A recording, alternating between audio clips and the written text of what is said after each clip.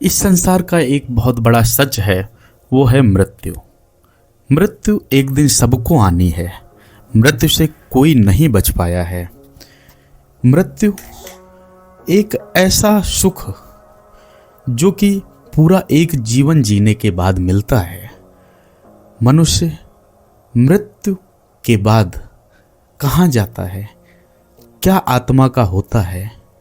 मृत्यु प्राण की होती है, आत्मा की होती है, शरीर की होती है, किसकी होती है? प्राण और आत्मा में क्या अंतर है? ये कुछ ऐसे गूढ़ रहस्य हैं जो कि मनुष्य हमेशा खोजता रहा है। अंतिम सुख क्या है? जीवन का मूल्य क्या है? क्या प्राण ही हमारा सब कुछ है या आत्मा ही सब कुछ है? क्या है इस बात का सच? आज हम सब जानेंगे। बहुत से ऐसे हमारे दिमाग में रहस्य निकलते हैं, उत्पन्न सवाल होते हैं, ऐसी संभावनाएं बनती हैं जिनके उत्तर हमें जल्दी नहीं मिल पाते हैं। हम नहीं जान पाते हैं कि हमारे शरीर का क्या होगा, हमारे शरीर का बाद में क्या होगा, शरीर हमारा कहाँ से आया है। इन सारे प्रश्नों को जानेंगे, समझेंगे विस्तार से।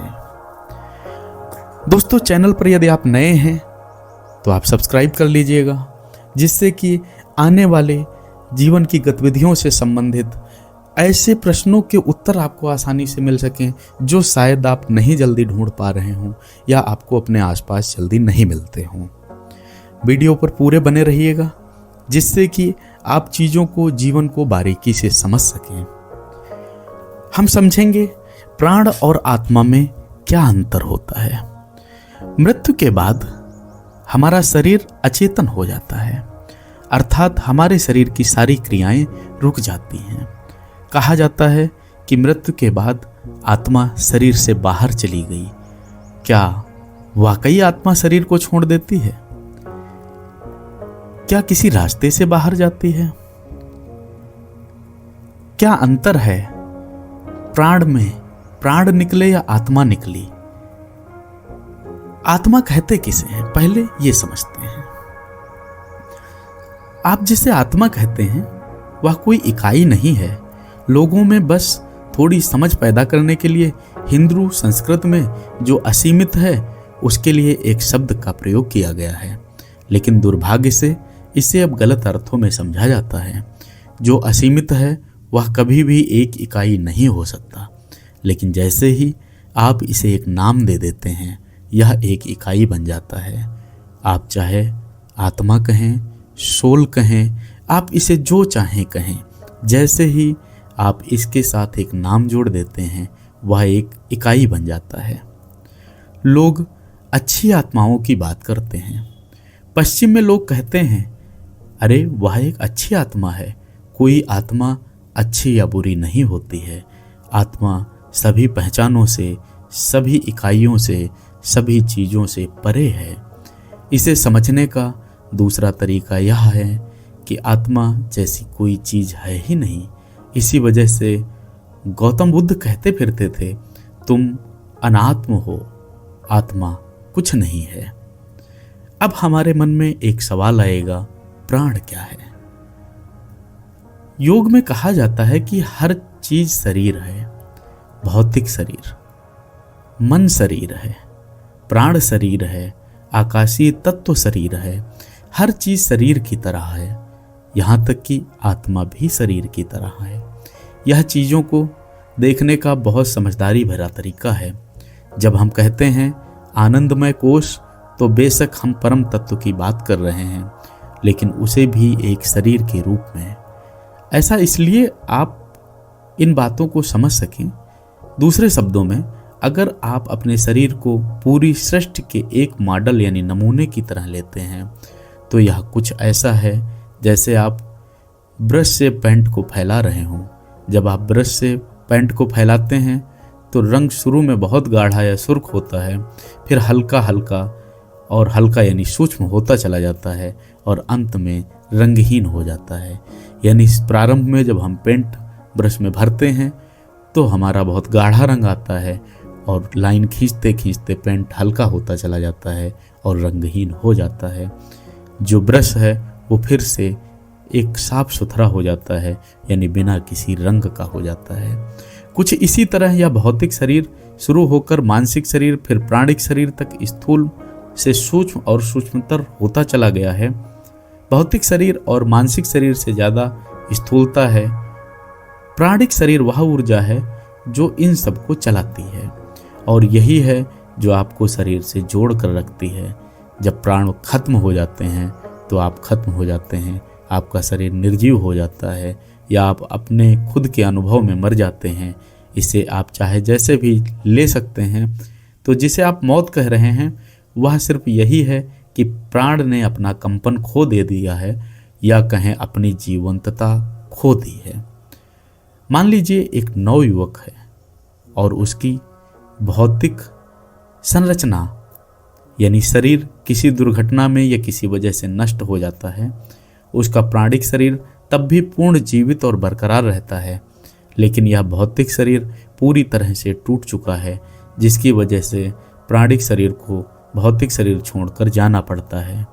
अब जब वह ऐसी हालत में जाता है तो उसकी जीवंतता बरकरार रहती है, इसलिए वह लोगों के द्वारा बहुत आसानी से महसूस किया जाता है। लेकिन उस प्राण को जो कि तब भी बरकरार है, वह कब तक रखा जा सकता है? देखिए, ये सवाल हमारे दिमाग में आना लाजमी है। जब हमारा भौतिक शरीर कंपन खो देता है तब हमारी मृत्यु हो जाती है। हम कहते हैं व्यक्ति की मृत्यु हो गई है।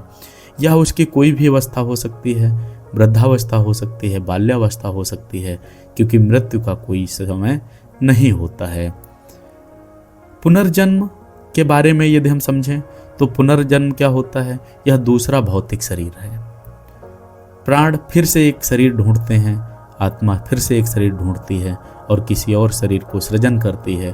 उसमें वह खुद ब खुद प्रवेश करती है और कहा जाता है कि इनका पुनर्जन्म हुआ है।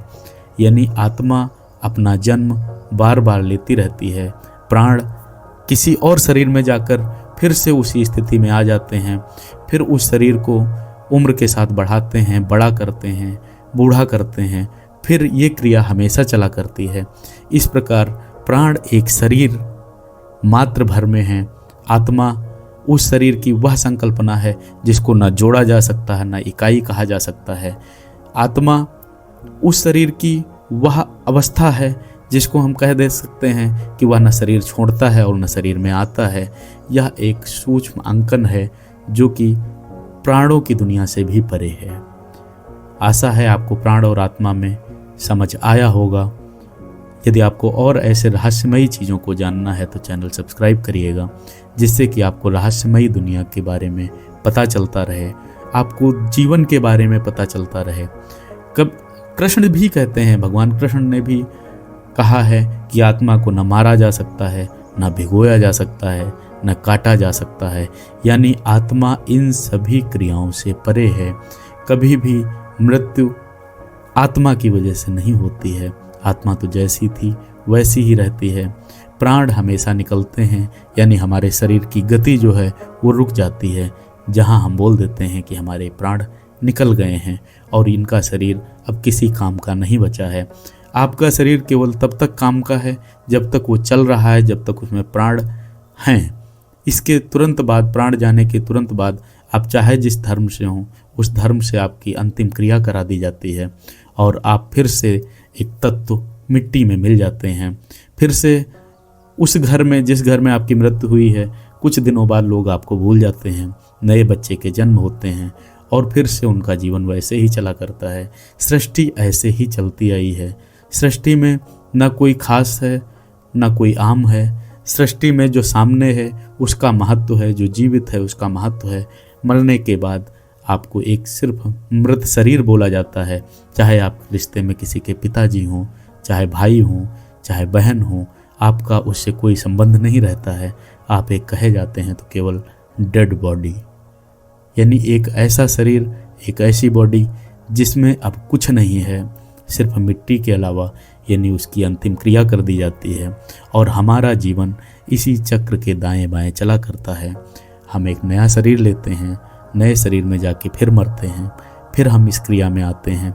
धर्म हमारा कोई भी हो सकता है, हम चाहे जलाए जाएं, चाहे दफनाए जाएं, जो भी हमारी क्रियाएं हों, लेकिन कुल मिला के हमें फिर अंत में मिट्टी में ही पहुंचा दिया जाता है। इतना ही जीवन है मनुष्य का, इतना ही मनुष्य है।